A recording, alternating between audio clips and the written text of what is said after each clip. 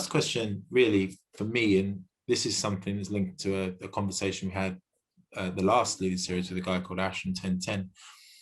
We talked now about your background being politics and photography, right? So what were you in politics? Is it kind of campaign? I haven't actually looked on LinkedIn to see what you did before. No, that's okay. Norah.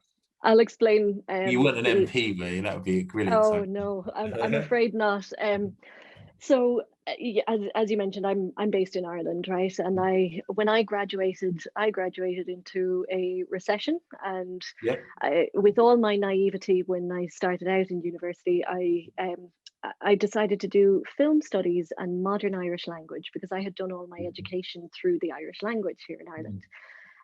Turns out there were no jobs at all, let alone jobs in a very niche field like film studies and Irish. So Irish film studies, that you're there getting you quite go. niche, right? Very, very niche indeed. But regardless, I was lucky to have a bit of a hobby of photography and was encouraged by some friends of mine. A lot of my friends work in theatre and film and television, wonderfully successful, and they were great for pushing me to say, hey, you know what, why don't you start doing headshots for people?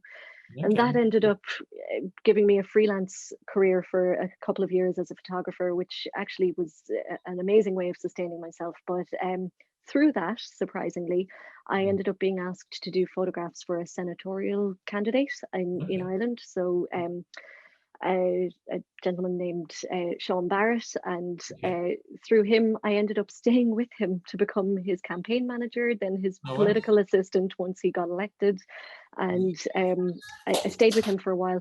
And you know what, it's one of the things I would encourage, not just to leaders but to individuals, to recognize that you will have different stages in your career, and it's okay to go down different paths and take opportunities as they arise, because that opportunity enabled me to do a master's in creative digital media. And then I started in Salesforce. I took a big leap of faith when they called me up to be an intern creating videos.